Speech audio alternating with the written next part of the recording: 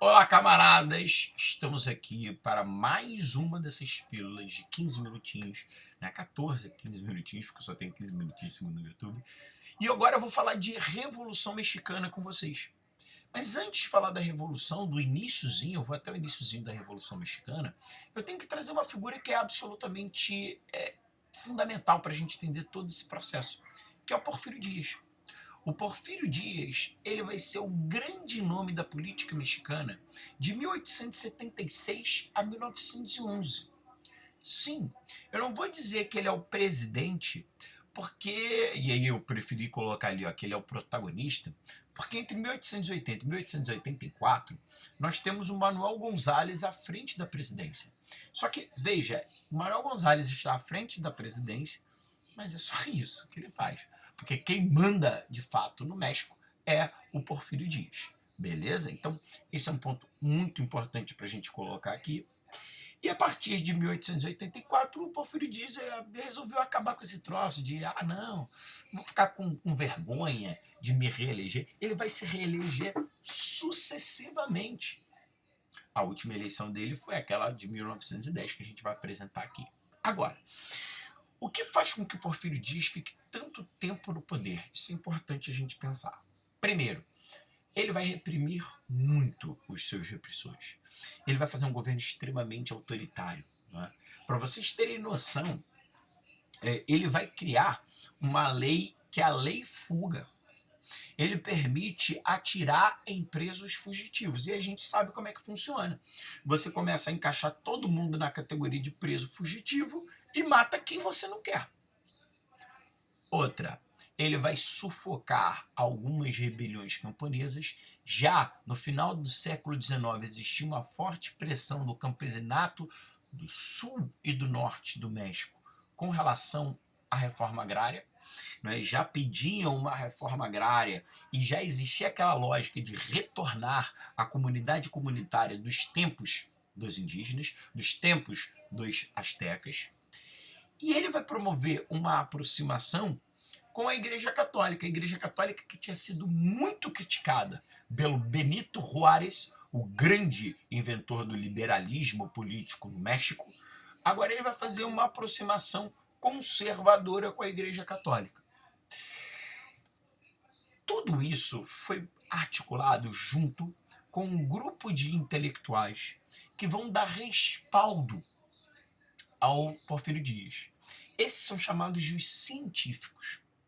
Eram figuras que vão dialogar com o positivismo, ou seja, aquele estado forte, não é? E promotor da modernização.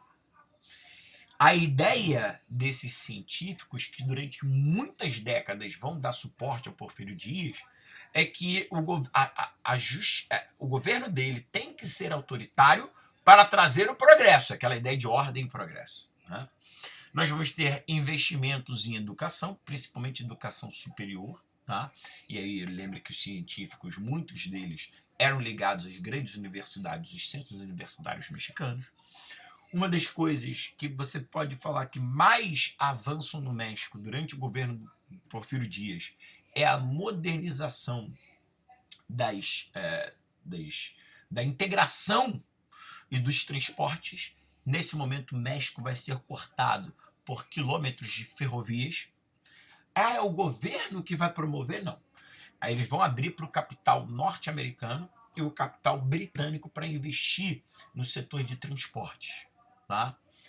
Vai financiar muitas das suas reformas incentivando o extrativismo. Indústrias ligadas ao setor extrativista vão ganhar força no México. Né? Ali eu botei os investimentos em educação, mas isso já está lá. Ainda na questão de transportes, eu tenho a reforma dos portos mexicanos, facilitando o escoamento de produtos. O sistema de telecomunicações vai ser incrementado, e aí muitas empresas norte-americanas como de telecomunicação vão investir no México. Então, telégrafos e telefones, aquilo dali é uma coisa que vai ganhar muito investimento no México. A questão da descoberta do petróleo, ela é de 1879, tá? as primeiras empresas eram estrangeiras, que vão proporcionar, já em 1887, o refino de petróleo no México. Então isso é uma coisa muito rápido, desde que você descobre o petróleo pela primeira vez e o refino sendo produzido. É uma coisa bem interessante. Você tem investimentos no setor cultural, e mais uma vez muita gente credencia isso aos científicos, né? O projeto do Palácio de Belas Artes já é idealizado aqui. Esse palácio é belíssimo, tá? É um dos lugares mais lindos que eu já fui. E foi idealizado no governo do Porfírio Dias. Por exemplo, isso daqui hoje é o Museu da Revolução Mexicana, que fica no Passeio de la Reforma. A ideia era fazer desse local a nave-mãe do grande parlamento mexicano. Seria um projeto grandioso. Ele vai promover reformas de vias, ele vai criar novas construções, incentivando o setor da construção civil. Por que não ficou pronto? Porque teve a Revolução. E aí só essa parte central que ficou pronta, e aí os revolucionários fizeram disso o Museu da Revolução. Cada uma daquelas pilastras ali tem um grande nome da Revolução Mexicana, os restos mortais de cada um dos grandes nomes da Revolução Mexicana. Beleza? Agora, olha o que caiu no TPS 2010. Olha só. A expressão porfiriato refere-se ao longo período em que Porfírio Dias dominou a política mexicana, até 1911. O porfiriato pode ser descrito como um período de estabilidade e expansão econômica, mas também de repressão e de justiça social crescente. Perfeito? Gente, olha só. O TPS 2010 já cobrava Revolução Mexicana. E é um tema que vira e mexe cai em TPS. Bom, vamos lembrar que o Porfírio Dias, ao longo do seu mandato, é autoritário e consegue controlar os executivos estaduais, os governadores e as eleições vão estar sob o controle dele. Agora, quando é que o negócio começa a desandar? Quando em 1908 nós temos um enfraquecimento da indústria e uma breve crise econômica. Os investimentos externos têm um refluxo e, para piorar, o setor agrícola vai ser atingido por uma crise climática.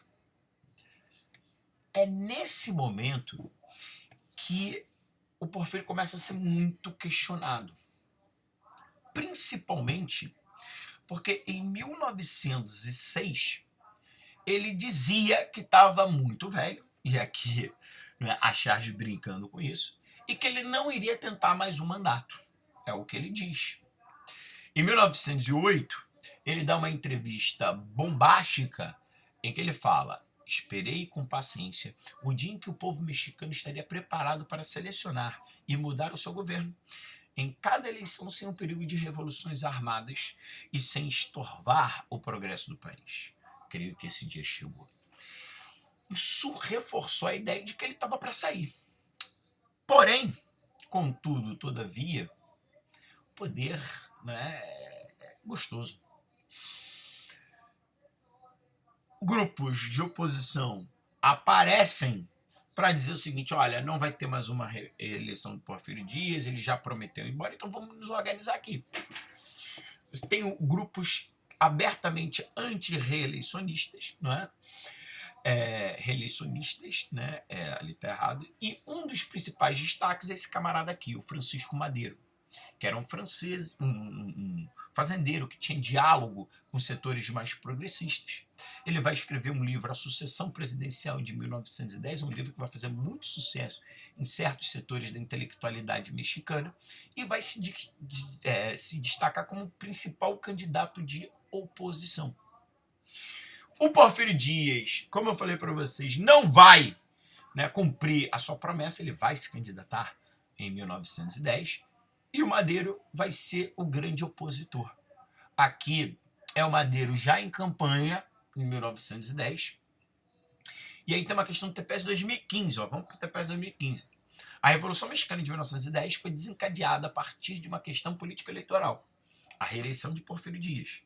E ganhou a densidade com as demandas sociais, especialmente as do campo. A gente vai ver isso mais no segundo bloco de aula, que eu vou liberar mais para frente. Mas isso daqui tá tudo certinho. Beleza. Vamos lá para as eleições. Então, o Porfírio Dias vai resolver se candidatar, como eu já adiantei. E aí as eleições vão ser quentes. De um lado, eu tenho o Porfírio Dias defendendo o Partido Nacional Reeleicionista, claro, ele vai defender a sua reeleição natural, enquanto Francisco Madeiro vai ser o candidato do Partido Nacional Anti-Reeleicionista.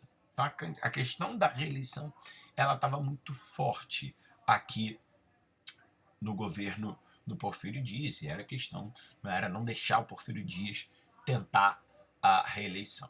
Pois bem, o que vai acontecer, e aí eu quero voltar, é o seguinte: é óbvio que essas eleições elas foram completamente viciadas, fraudadas. O Madeiro começa a fazer uma campanha muito contundente, Porfírio Dias fica com medo e prende o Madeiro. Então, o Madeiro não vai conseguir, nas semanas anteriores ao processo eleitoral, fazer uma campanha decente. Claro que o Porfírio Dias vai usar a máquina para conseguir votos, mas também para fraudar as eleições. Então, olha o resultado, cara. Ele ganha com 98,6% dos votos. Os caras não tinham nem vergonha de fraudar a eleição. 3 meses depois das eleições, o Madeiro vai fugir para o Texas e vai lançar um manifesto convocando os mexicanos para a luta armada.